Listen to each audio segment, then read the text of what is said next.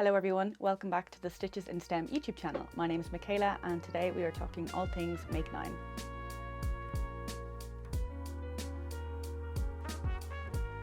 So this is a slightly different video than I usually do. If you're new here, as I said, my name is Michaela and I usually upload kind of standard knitting podcast episodes every 2 or 3 weeks, although it has been a while since my last one and we might chat about that.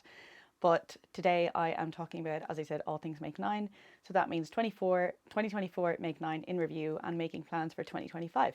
I am aware that we're in the middle of February now and I was worried about uploading this so late in the year, like wondering if people would still be interested in it, but I still want to make it. I have been planning this video for a while, so I wanted to actually put it out there. And I also saw that Sarah and Paige from Two Pearls in a Pod just posted theirs last week, so it made me feel better about mine being a little bit late, even though mine's even later than theirs. This video will be broken into 2 parts. First, I go over my 2024 Make 9 in review, and then I go over my 2025 Make 9 planning. So I actually shortlisted about 30 patterns for my 2025 Make 9 back in November, and I thought it would be fun to go over those patterns in real time on camera and narrow it down to 9, or try and narrow it down to 9.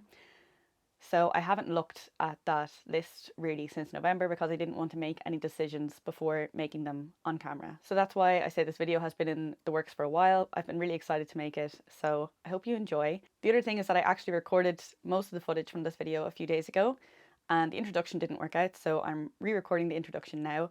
I did debate re-recording the whole thing, but I really liked the kind of off-the-cuff, real-time planning of the 2025 Make 9 that I had recorded, so I decided to just re-record an introduction and stitch them together. So there will be a bit of a jarring transition from this introduction to the Make 9 content of the video. It's been a while since I sat in front of a camera and I feel really out of practice, but the Make 9 content of this video is all from screen recordings from my laptop, so I went through my 2024 Make 9 on Ravelry and I have the screen recording, and then I did the same for planning the 2025 Make 9. I feel like a broken record saying 2024 Make 9, 2025 Make 9, but that's what I did. So I just thought it'd be something different to do, something interesting, and that's kind of why the introduction didn't work out, because I didn't have all of the technology figured out in my head, the screen recording and the actual recording my face, and yeah, it just didn't work out as well as I wanted, but I got the main part of the footage, so that's the good important thing. And yeah, I did want to re-record an introduction because in my original introduction that I don't have, I talked about my mentality towards Make 9 and planning. And I kind of wanted to talk about that, but if you're not interested, there are timestamps. You can skip ahead to 2024, 2025, whatever you want to watch. That's absolutely fine. But I did just want to talk about my attitude when making my 2024 Make 9 versus 2025. And both years it started off the same. So my 2024 Make 9 started off as patterns that I would feel an accomplishment out of making, or patterns that I needed to put on a list in order to motivate me to make them. When you have like a to-do list, you're more likely to tick it off. So for example, there was yarn that I had that I knew what I wanted to make with it, but I might not have been as motivated about the project as I was about other projects, so I had to put that project on a Make 9 in order to give myself a bit of a kick up the bum to do it. And I tried to take the same approach at my 2025 at first, but then I watched Emily from High Fibre Knits talk about Make 9, and this was weeks ago, so I could be completely paraphrasing. But I think what I picked up from hers is that she wanted to set herself up for success rather than failure, which is kind of what I was doing. In a way, I have been setting myself up for failure by picking ambitious projects and things like this. It kind of got me thinking about why I feel the need to make my plans ambitious or idealistic, because it's not a competition, there are no judges, I'm the only judge. For the projects that I didn't get around to making in 2024, I actually did feel shame, which sounds silly. Like I felt a bit embarrassed to admit that I didn't get those projects done. I'm not embarrassed, but like I felt hard on myself because I didn't get those projects done. But it doesn't matter, like it's only a hobby, it's supposed to be fun. And in a way, it's actually nice to record this introduction now, having gotten all of that footage and knowing what I ended up doing with regards to my 2025 Make 9. And I can say that I definitely took a bit of pressure off myself in terms of the type of patterns that I wanted to, or that I ended up putting in my Make 9. I started out thinking that I needed to pick 9 patterns and stick to those patterns. But what I've ended up doing is using the concept of a placeholder or categories rather than individual patterns. So my Make 9 is more like 9 things that I want to achieve rather by making those patterns rather than 9 patterns. So for example, I want to make a Christmas jumper. Initially, I had put down the holly sweater by Knitting for Olive, but I am allowing myself to knit another Christmas jumper if there's another one that catches my eye. So it takes a bit of pressure off and it makes it a lot more achievable. So that's a good thing. And I did do that to an extent with my 2024 Make 9, but it was more like a last resort. Like, I didn't do it as a way to alleviate pressure on myself. I did it if I knew that I had a purpose I wanted to fulfill, for example, using a specific yarn. I had an idea for a pattern I wanted to use for that yarn, but I wasn't 100% set on it. And so I would use that pattern as a placeholder with the assumption that something else might come up that I prefer. With 2025 Make 9, I am being way more flexible, and even if there is a pattern that I'm 100% set on, I'm allowing myself to use that pattern as a placeholder anyway, because if that pattern is fulfilling a purpose, like using a specific yarn for my stash, and maybe another pattern gets released during the year that will fulfill the same purpose, then I will allow myself to use that pattern and I won't feel guilty about it, which is the most important thing. So I think that's everything I wanted to say. If you haven't seen Two Pros in a Pod or High Fiber Knits chatting about their 2025 goals, or I don't know if High Fiber Knits, I can't remember if she did I don't think she did a specific Make 9 video. She did a 2025 goals or intentions, and she mentioned Make 9 a few times. So I don't know if she actually picked, if she set out 9 patterns. Again, it was so long since I watched that. But if you haven't seen either of those videos, I would recommend them. It's also nice to see other people's mindsets about planning for the year. So, people ranging from, like myself, being more idealistic and ambitious and perhaps unachievable to realistic and achievable and setting yourself up for success rather than for failure. I think that's everything I want to say. So if you enjoyed this video, please do give it a like and don't forget to subscribe. As I said, I upload, semi-regular podcast episodes. I just haven't uploaded in a while, but definitely within the next week, I want to get an episode up. I've just been crazy busy in a good way. It was in the last episode I mentioned it was my birthday that weekend, and then it was my boyfriend's birthday the next weekend, and then the next weekend I milked the celebrations even further and we went out for dinner and I went for brunch with my friends, and it was just another busy weekend. And with my job, weekends are really the only time I get to record, so it has been incredibly busy, but good busy, and I am looking forward to recording another episode. As you can imagine, I have a lot to talk about because it's been so long. So yeah, be keeping an eye out for that. But for now, let's get into the main purpose of this video, which is all things Make 9. Get ready for a jarring transition in 3, 2, 1. So this is my 2024 Make 9 bundle on Ravelry. I didn't get around to making all 9 of these patterns, and there is a very, very common theme with the ones that I did get around to making, which we'll see. But let's just go through them one by one. So first is the Azure sweater, which is a fingering weight colorwork yoke jumper, and I put this on my list because I had a skein of single ply yarn from Madeline Tosh that I wanted to use for the contrast color. I've shown this skein before on my channel. It's the bright orange one if you're familiar with it. I bought it when I didn't really know much about yarn, and then it was just kind of in my stash and I didn't know what to do with it.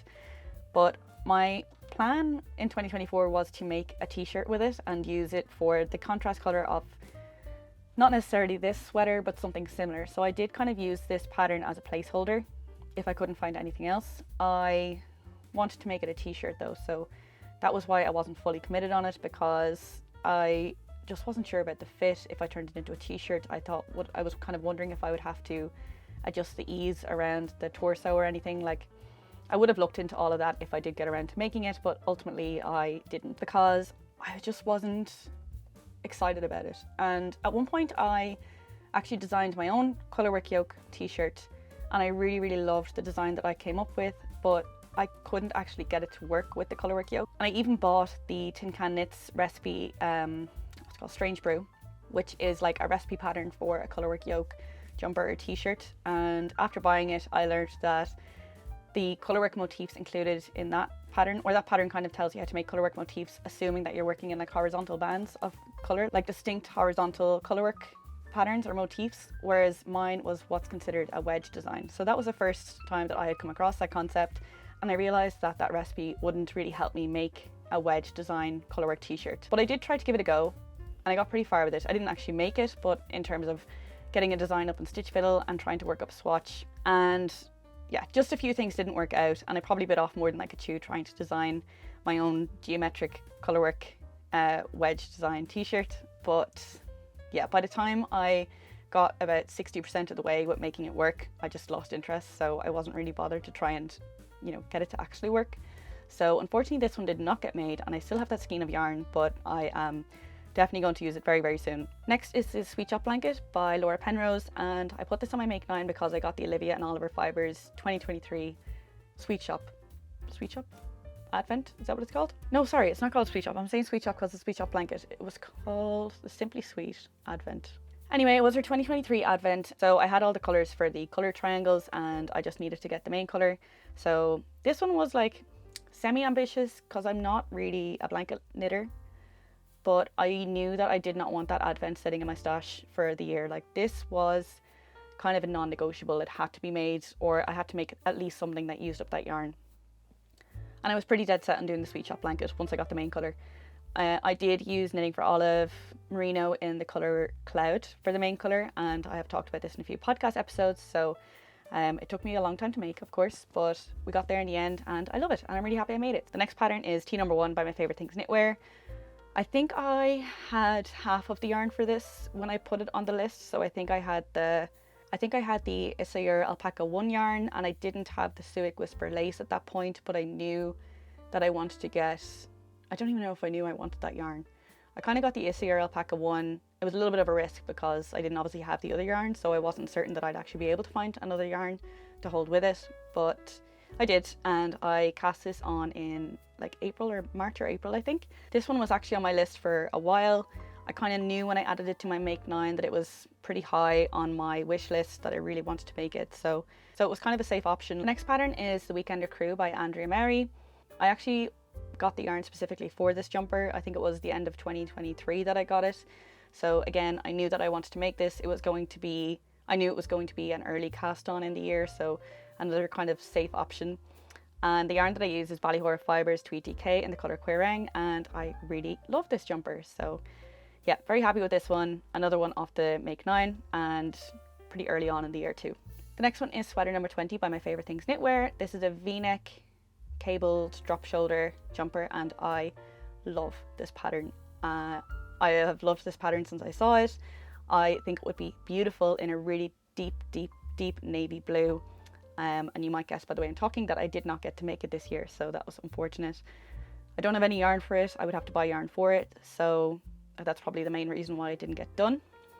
As for whether or not I'll add it to my 2025 Make 9, I am not sure. I still would love to make it, but I'm kind of interested in putting different patterns on my 2025 Make 9. This can still be on a wish list, but I don't know, we'll see. So far we're 3 out of 5, which is not too bad, but not the best either. The next one is the Mini Mock Neck Tank by Jessie May, and I really thought this was going to be a sure thing. I actually cast this on in summer 2023, and I had one skein of yarn. I had heard that loads of people were able to make it out of one skein of yarn.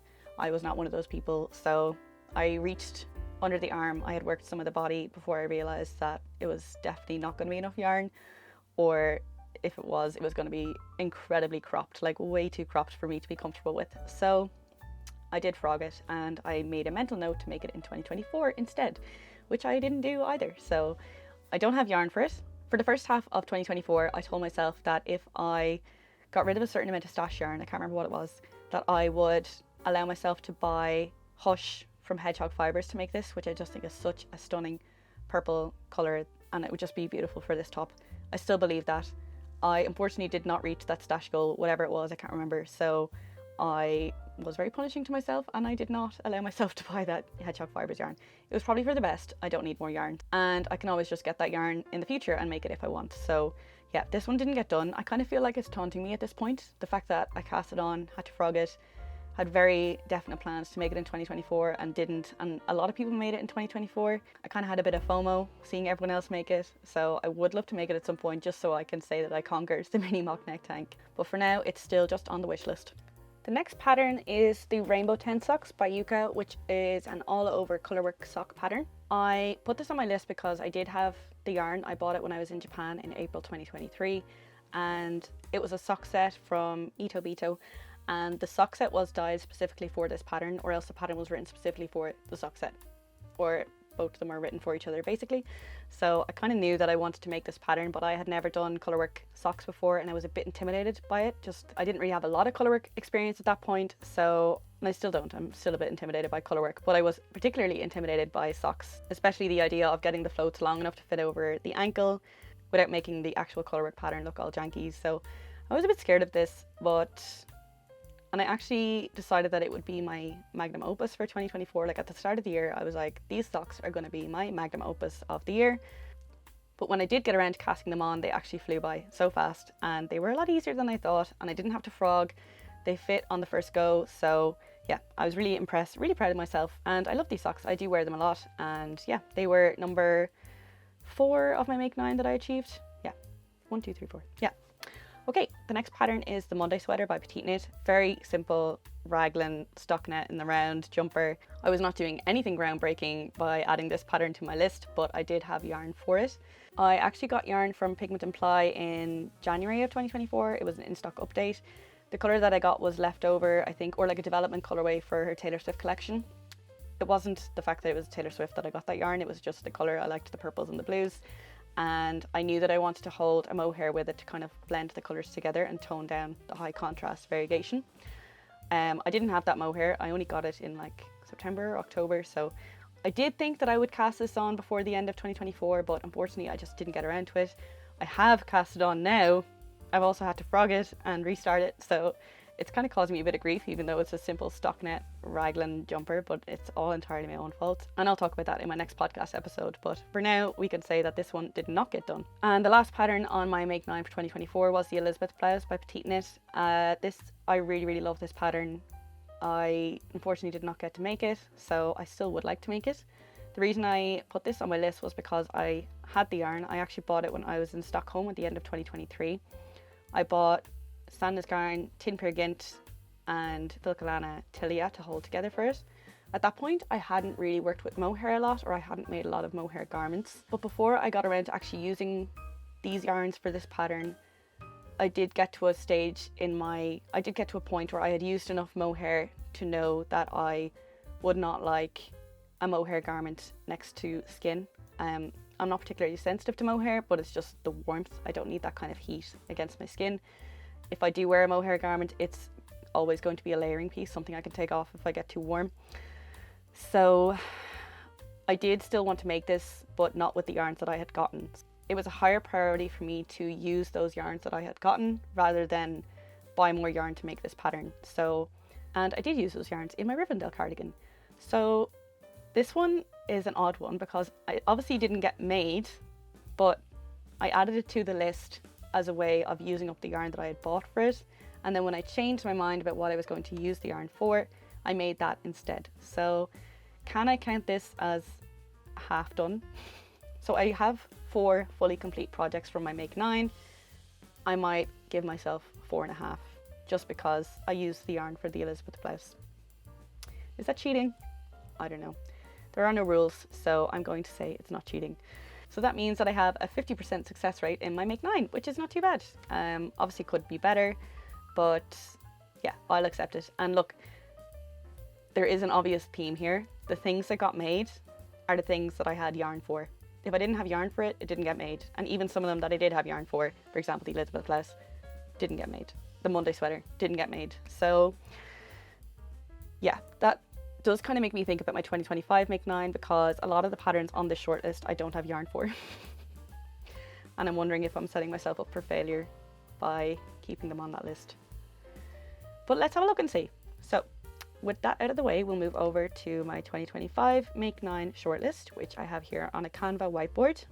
I don't know if I should go through all of these. Some of them are pretty well known, so I'm not sure I need to introduce them, but I think I'll go through them as I come across them in planning the make 9. So I won't list them all off right now, but I will more than likely name each pattern and the designer as it fits into my make 9 plans. And if by the end of the video there are a couple that I haven't mentioned, I will just go over those ones briefly. If you can hear the drilling noise, I'm very sorry. I think someone is cutting up their Christmas tree, even though it's been 6 weeks since Christmas.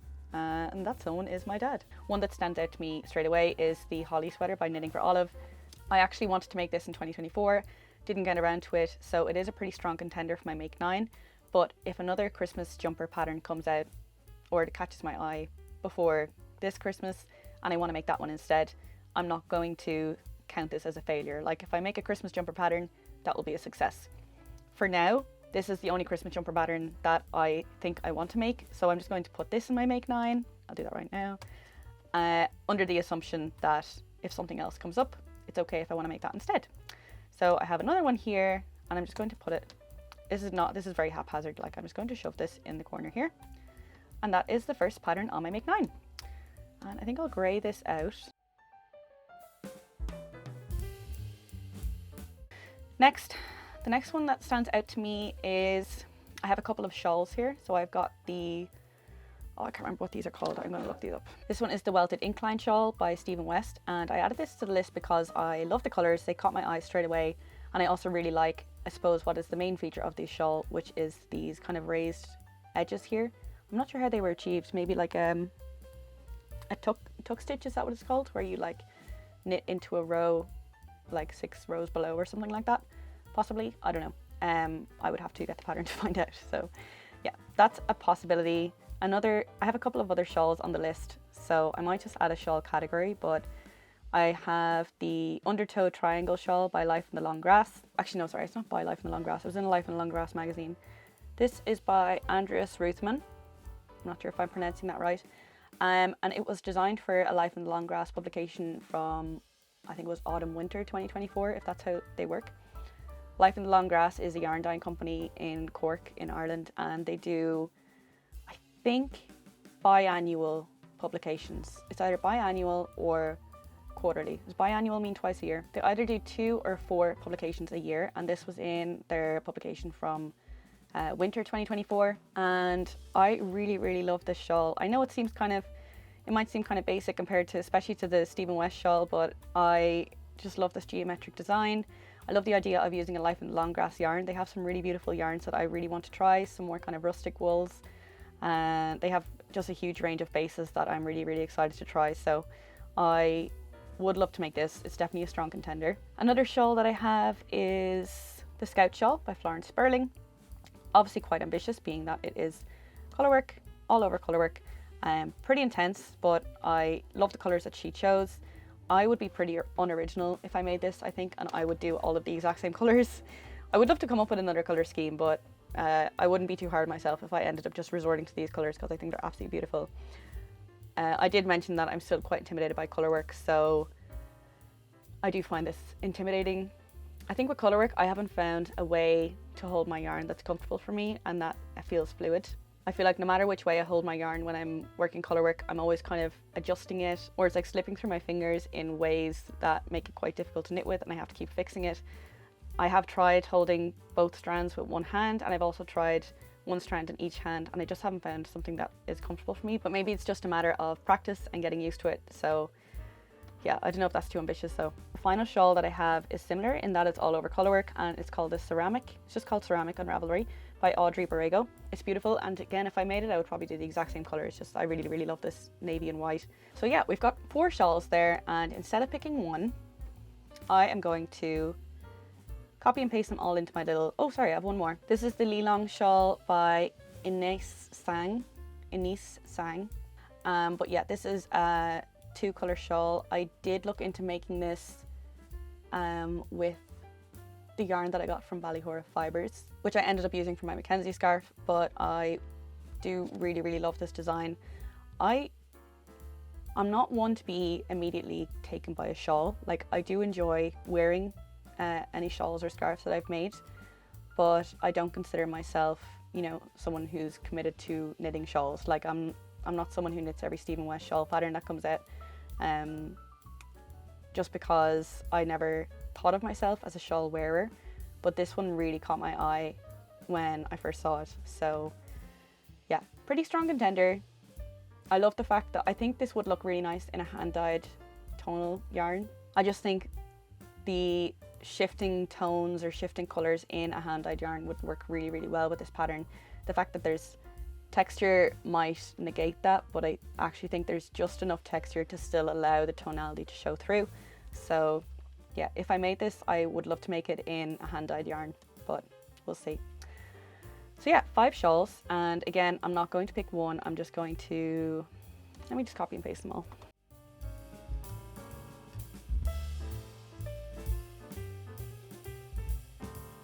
Okay, I realized that my screen recording wasn't really working there for a second, but I don't know what exactly wasn't caught, but hopefully not too much. I think it missed me adding text boxes to these grids. So, I mean, I know that this is going to be a Christmas jumper placeholder, but I decided to just add a little text box to make it prettier. So that's all I did, I think. Anyway, the next obvious one for me to sort out is these 2 patterns by Irene Lynn. This is the Lyra Tee. Let me zoom in. And then this one is the Faye Summer Top. So I think that I'm just going to say that I want to make a pattern by Irene Lynn. I think the Lyra Tee is probably my favorite. If I had time and if I had the yarn, I would make both. But for now, I'm just going to add both to my little grid. And if I make one or both, I will be happy.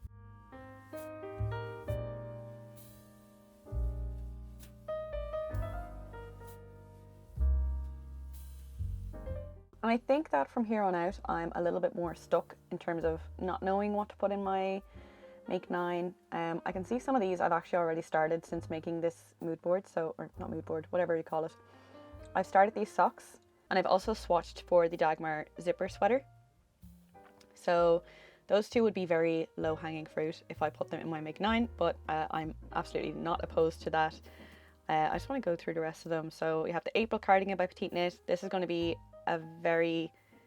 this is hopefully going to be cast on in the next few months.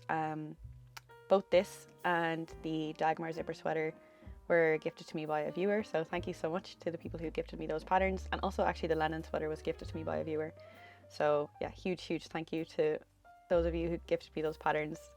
Wasn't expecting it, so it was a really nice surprise to receive. I will say that if I make the Dagmar zipper sweater, which I definitely will be, I probably won't make the regular zipper sweater by Petite Knit, or if I do, it won't be this year. So I do really like this pattern, but I probably won't make both in one year. So I think we can actually, yeah, let's delete this one. Okay, that's not going to get made. The Alpine Bloom Tee by Caitlin Hunter, I have yarn that I want to use for the colorwork yoke. So I'm actually going to, oh sorry, I was actually gifted this one as well, I think, the Leon sweater. I was gifted the pattern for the Leon sweater as well. Sorry, I knew I was gifted the 4th pattern, but I forgot that I had it in this list. So again, thank you to the viewer who gifted me that. It doesn't go unappreciated. I'm really grateful for that. These 2, actually, do I love these enough to put them in my Make 9? I went through a phase where I really loved either of these sweaters. I hadn't decided on one, but then I was thinking, oh, I could put that in my Make 9 as like a textured jumper. And now I don't know if I want to do that, because I just don't know. And I also love the Esther jumper. Okay, I see another one that I can do. So the Moby sweater by Petite Knit, I have yarn that I thought I wanted to make this with, but I've since decided that I want to do a different cables jumper. But the cable jumper that I want to do is not a pattern. It's a jumper that I already own and I want to recreate, so I don't have a picture or anything to put it in here. So I might just put this in as a placeholder. And I don't know what I'll call it. The jumper that I'm trying to base it off is actually an Aran jumper that belonged to my granddad. And it's too big for me. So I want to recreate like the cables, just in a better fitting, just to fit me better. So cabled. We'll see, there's other cable jumpers that I want to make that don't fall into this category. Like this category specifically for my granddad's Aran jumper that I want to recreate. So I'm just going to call this granddad's jumper.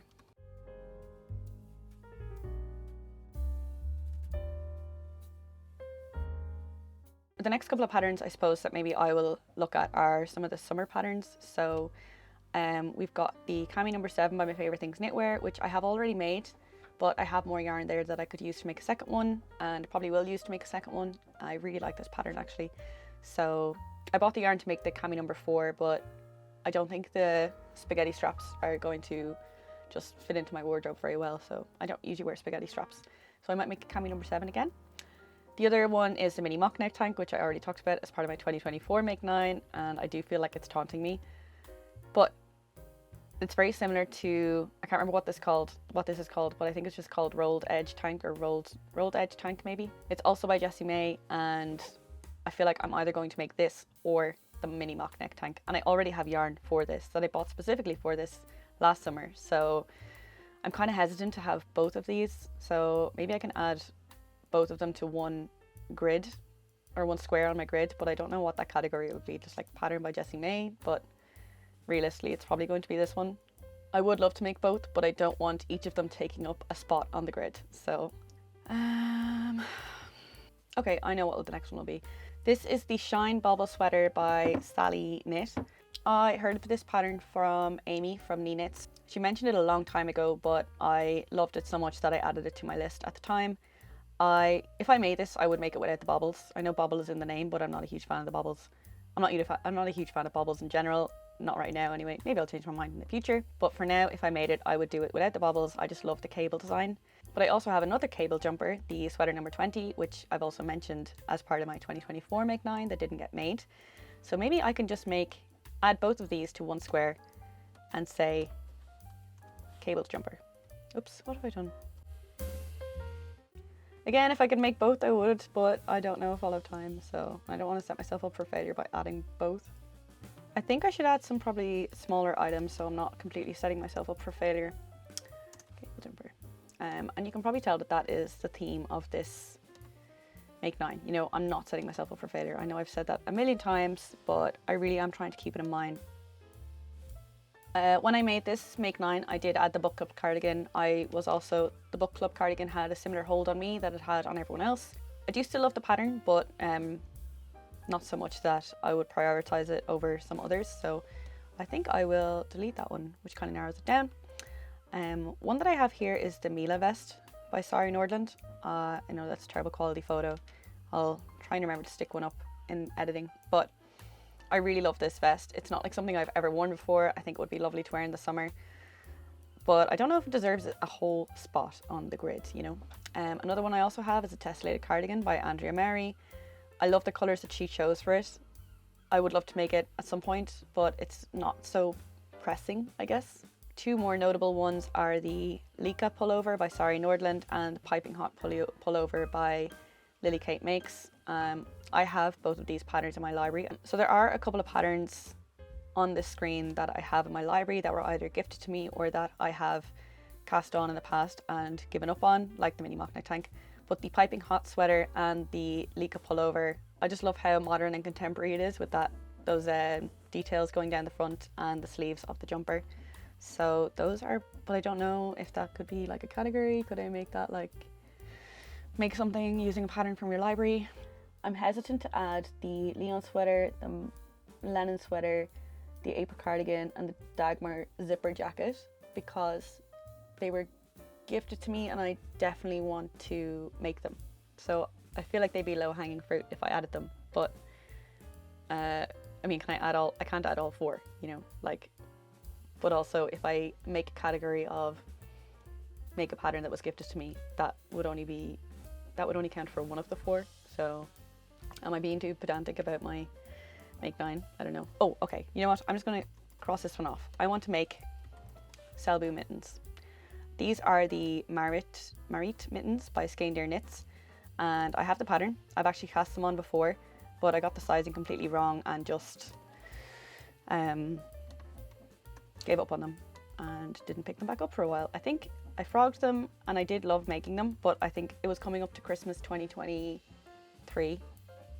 Yeah, and I just had too many things on the needles, so I didn't prioritize getting these cast back on immediately, and then they went on the long finger and they never got picked up again. So sorry, Selby mittens. That's definitely something I would love to make.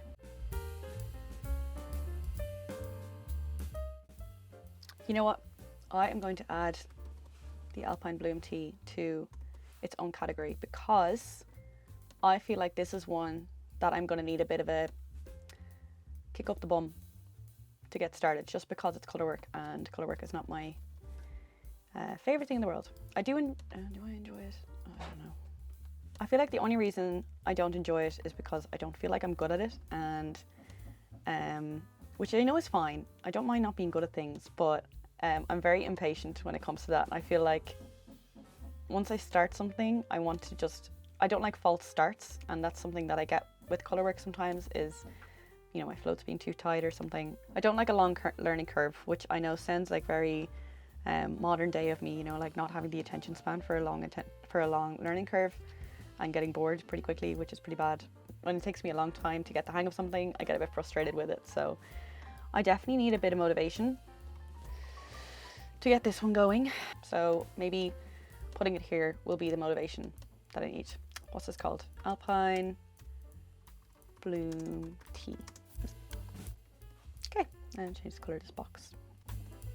And like, I have done color work. I've done the socks. I made the Instant Crush jumper by Hoagie Locatelli. That was my first color work project, and like, it didn't turn out amazingly, but it also wasn't terrible. And I also made the Celeste jumper, which is very beginner friendly for color work knitters. But I don't know, maybe it's just a mental block. I don't want to feel like I have to learn something new. And as I said, I still feel like I'm getting comfortable with holding my yarn a certain way, and I haven't figured out a way that works for me. So that's something that I have to like learn. And I am, at this point, I'm too impatient to do that, because I feel like I've done enough color work that I should have found something that works for me by now, and the fact that I haven't, I just get a bit frustrated with it. Okay, I'm hesitant to put the patterns that were gifted to me on this list because, there's 4 patterns that have been gifted to me, and they're all here in my shortlist. I added them to my shortlist before they were gifted to me, so it's just so funny that they were all gifted to me then. It's like they were in my wish list, but yeah, again, so appreciative for that. I'm just hesitant to add them because the fact that they were gifted to me makes them really high priority for me, and I want to get them made. And so I feel like it would be a low-hanging fruit option to put on my Make 9. But if I need to fill up a slot, maybe I just will add it. I haven't talked about these socks yet. These are the Hida L socks. I'm sorry, I probably pronounced that wrong, by Audrey Borrego. I did not realize that these were made by the same designer as the, what's that called again? Ceramic. Same designer. I didn't know that until right now. I actually added these socks. I'm gonna make the picture bigger. No, I'm not. I added these socks because I have a green yarn that I wanted to use to make them, and like, I'm quite unoriginal in the sense that when I'm looking for a pattern to use with a certain yarn, I'm automatically drawn to patterns where the sample is made in that color too. It's something that I've noticed. It's almost like a subconscious bias, is that what it's called? Where, you know, if I have a green yarn and I'm looking for a sock pattern to make with it, I'll be more drawn towards the patterns where the sample is actually knit in a green yarn. So I'm trying to look past that when I go looking for patterns now, because I'm aware of it. So I try to like look at a pattern and be like, do I like that because it's green, or do I like that because I like the design? And then if there's patterns that I'm skipping past, I'm like, am I skipping past that because I don't like it, or because it's not green? You know. So but I do really like how fun these look. I think they've got these, like, I know the picture is terrible quality, again I'll just pop up a photo, but they've got these zigzag lines that are made with, it looks like garter stitch or pearl stitches maybe.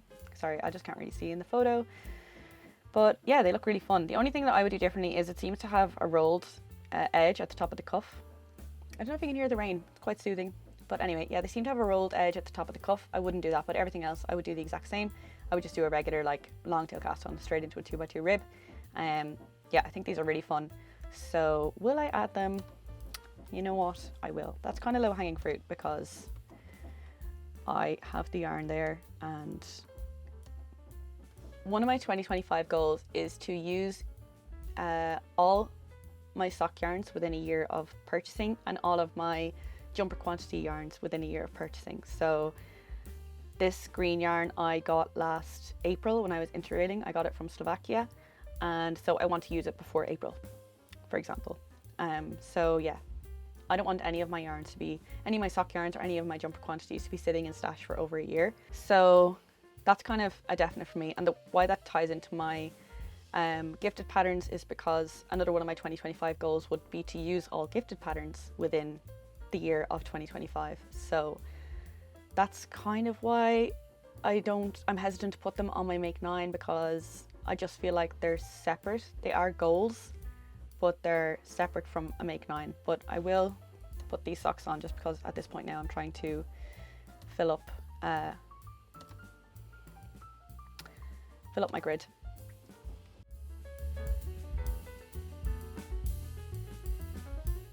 that seems like an achievable one. So I kind of like having that there. I feel like I can allow myself to have at least one achievable pattern. I am tempted to include this rolled edge tank, is that what it's called, by Jessie May, just because summer projects are not my favorite thing to make, and I feel like having them on a Make 9, I feel more obliged to make them. But again, this goes back to like making your Make 9 achievable or more idealistic. Is that the word I'm looking for? Like idealistic, whereas like basically like it's a big goal, like something that you really need to work to achieve. Whereas as opposed to something that I'm gonna cast on next week, and therefore you're definitely gonna have done in 2024. Anyway, I feel like adding it to a list and having a sense of accomplishment in ticking it off that list makes me more inclined to make it. So I think I will add this, and maybe I will use it as a placeholder. Maybe I will just use it as a placeholder for the yarn that I got for it, in case I change my mind about what I want to do with that yarn. And the yarn is from La Droguerie, which is a yarn shop in Paris. So maybe I'll call it something with La Droguerie yarn.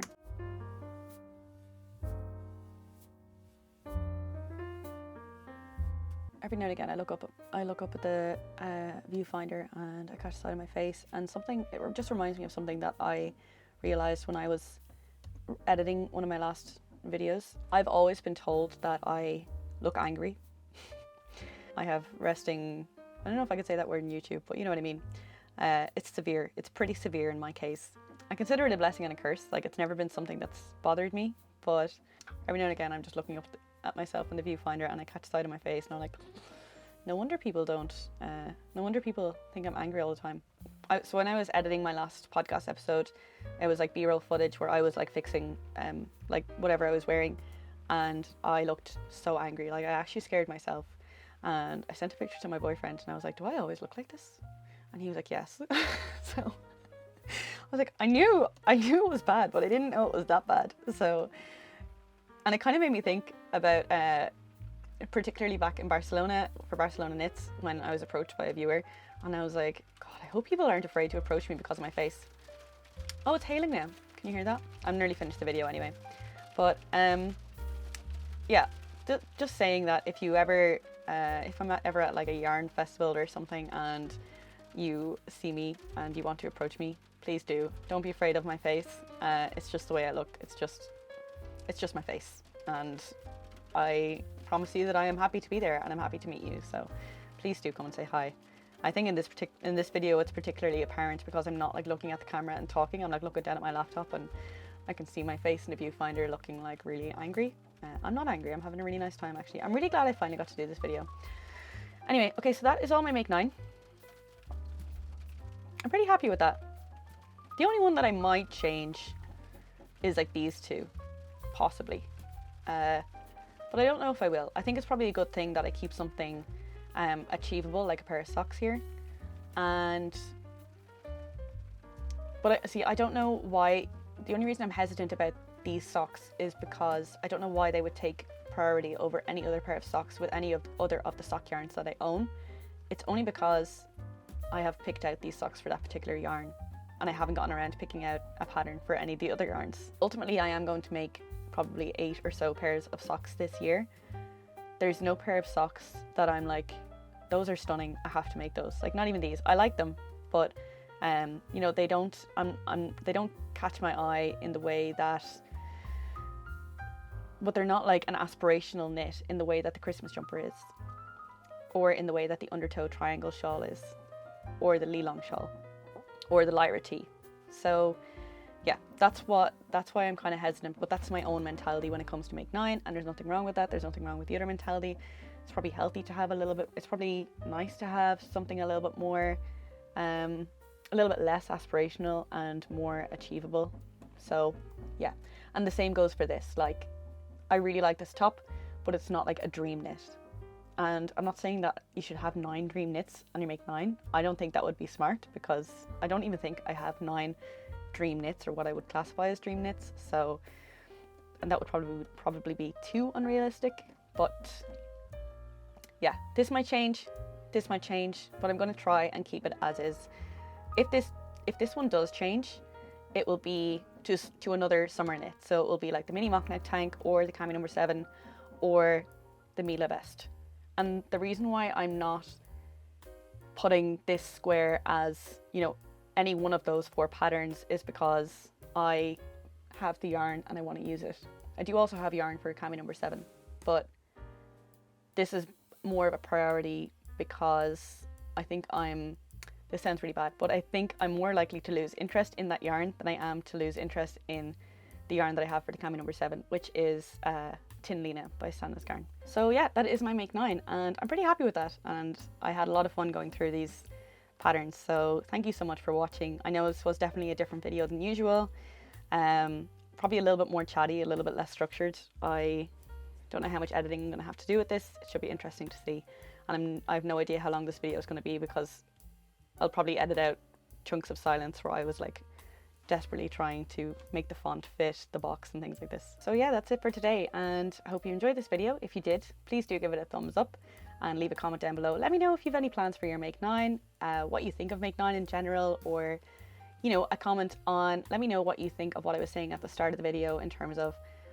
or what I've been saying throughout the whole video in terms of aspirational, idealistic versus more realistic, achievable goals, and how that plays into your plans for 2025. It's just been really interesting for me to, especially as I said, watching Emily from High Fiber Knits talking about it. It just gave me a little bit of a different perspective, and yeah, I'd love to know what you think about that. I'm really curious, so do leave a comment down below, let me know.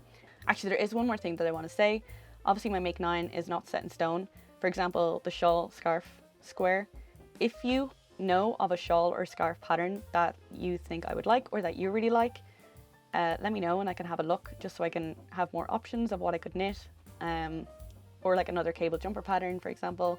Just anything. If you have any pattern suggestions that could fit into any of these categories, do let me know. But yeah, I've had a lot of fun going through these patterns. Thank you so much for watching. Don't forget to subscribe to the channel if you want to see more.